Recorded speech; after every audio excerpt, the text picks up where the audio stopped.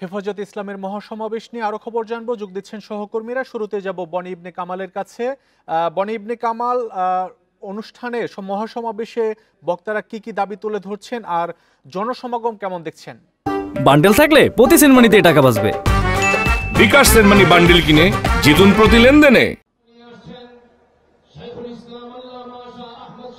শরীফ, প্রথমে যদি আমি আপনাকে একটু জানিয়ে রাখতে চাই, আমরা কিন্তু দেখেছি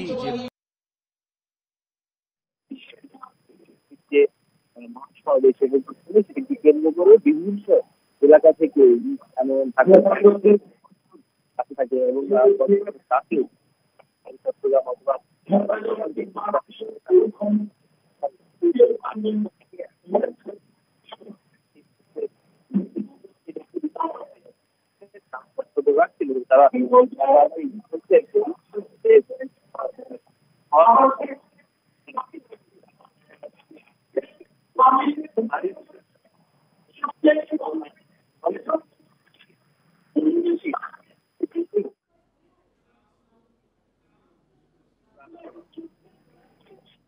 হেফাজতের মহাসমাবেশ নিয়ে আরো জানাতে আমাদের সাথে যুক্ত হচ্ছেন সহকর্মী আলামিন। আলামিন হোসেন, কি পরিস্থিতি দেখছেন সমাবেশের মূল ময়দানে? আমরা দেখছি লোকে লোকারণ্য, বাইরের পরিস্থিতি কি জানাবেন?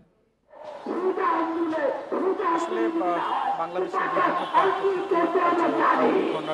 থেকে রয়েছে এবং হেফাজত ইসলামের যারা সক্রিয় সদস্য রয়েছে সব জায়গায় তাদের সংগঠনটির কমিটি রয়েছে, সেখান থেকে বিভিন্ন জায়গা থেকে দূর তাদের সমস্ত কর্মীরা, বিশেষ করে মাদ্রাসার শিক্ষক সমাবেশ, যে প্রতিবাদী সমাবেশ, সেই সমাবেশে অংশগ্রহণ দাবি। আপনি জানেন যে নারী সংস্কার অন্তর্বর্তীকালীন সরকার প্রধান উপদেষ্টা ডক্টর চারটি বিষয় তারা বাতিলের দাবি জানিয়েছেন। সমস্ত তারা চারটি বিষয় নিয়ে তারা কথা বলছেন এবং সমস্ত সুপারিশগুলোই বাতিলের তারা দাবি জানিয়েছেন। তারা যেটি বলছেন যে উত্তরাধিকার যে আইন রয়েছে, পারিবারিক যে আইন রয়েছে, মুসলিম পারিবারিক আইন, সেটিতে উত্তরাধিকার আইনের ক্ষেত্রে ছেলে এবং মেয়ে সমান সম্পত্তির যে বিষয়টি থাকে সেই বিষয়টিতে তারা আসলে আপত্তি জানিয়েছেন এবং তারা বলছেন যে বাতিল করতে হবে। পাশাপাশি যৌন কর্মী যারা রয়েছে তাদেরকে শ্রমিকের মর্যাদা দেওয়ার কথা যে সুপারিশ হিসাবে উত্থাপন করা হয়েছে সেটিকেও তারা আসলে বাতিলের দাবি জানিয়েছেন। এর বাইরে আপনি জানেন যে শাপলা চত্বরের যে গণহত্যার দাবি তারা করে, সেখানকার যারা শহীদ হয়েছেন হেফাজত কর্মী, তাদের বিচারের দাবি তারা জানিয়েছেন। এর বাইরে যে সমস্ত গেল আওয়ামী সরকারের আমলে হেফাজত নেতাকর্মীদের বিরুদ্ধে যে মামলা ছিল, সেই মামলা প্রত্যাহারের তারা একটি দাবি জানিয়েছেন এবং তারা যেটি ঘোষণা করেছেন যদি এটি দাবি তারা না মানেন তাহলে পরবর্তীতে কঠোর থেকে কঠোর কর্মসূচি। তারা যেটি বলছেন যে অন্তর্বর্তীকালীন সরকার প্রধান গেল আওয়ামী লীগ সরকারকে হটিয়ে তারা ক্ষমতায় বসানোর ক্ষেত্রে গুরুত্বপূর্ণ ভূমিকা পালন করেছেন। অর্থাৎ তাদের যে দাবি দয়াগুলো রয়েছে সেগুলো সবার আগে মানতে হবে। এই দেশে ৯৭ দেশ মুসলমান, সেখানে কোরআন এবং সুন্নাহ বিরোধী কোনো আইন কোনো সরকার যাতে করতে না পারে এবং অন্তর্বর্তীকালীন সরকার সেরকম কোনো আইন যাতে না করে সেজন্য তারা প্রাথমিকভাবে আহ্বান জানিয়েছেন। তারা যদি বলছেন যে পশ্চিমাদের ফাঁদে পা দিয়ে অন্তর্বর্তীকালীন সরকারের প্রধান উপদেষ্টা ডক্টর মোহাম্মদ ইউনূস যদি এগুলো বাস্তবায়ন করেন তাহলে তার বিপক্ষে এবং তাকে সরিয়ে দেওয়ার জন্য তারা মাঠে নামবেন, এরকম একটি ঘোষণা আমরা মঞ্চ থেকে শুনতে পেয়েছি। এর বাইরে আপনি নিশ্চয়ই দেখতে পাচ্ছেন আমরা ইঞ্জিনিয়ারিং ইনস্টিটিউশনের এই যে রাস্তাটি, সেই রাস্তায় দাঁড়িয়ে রয়েছে, সেখানে অসংখ্য নেতাকর্মী সেই জায়গায় জড়ো হয়েছে। রমনার যে উদ্যান সেখানে জড়ো হয়েছেন এবং তবে এর আগের এই রাস্তাটি এখন পর্যন্ত তারা ব্লক করে দেয়নি, অর্থাৎ রাস্তা দিয়ে যান চলাচলের যে বিষয়টি থাকে সেটিও স্বাভাবিক রয়েছে। তাদের দাবি কোরআন এবং সুন্নাহর বাইরে গিয়ে কোনো আইন তারা মানবেন না এবং যেই বিষয়গুলো নিয়ে বিতর্ক সৃষ্টি হয়েছে, সমস্ত নারী কমিশনের যেই প্রতিবেদন সময় সেটিকে তারা একরকম ছুঁড়ে ফেলে দিতে হবে বলে দাবি করেছেন। এর বাইরে তারা বলেছেন যে নতুন করে নারী সংস্কারের যে কমিশন, সেই নতুন নারী সংস্কারের যে কমিশন, সেই নতুনভাবে যেখানে শরিয়া ভিত্তিক এবং মুসলিম ঘরানা অর্থাৎ যারা শরিয়া মোতাবেক চলে তাদেরকেও আসলে সেই কমিশনে অন্তর্ভুক্ত করার একটি দাবি তারা জানিয়েছেন।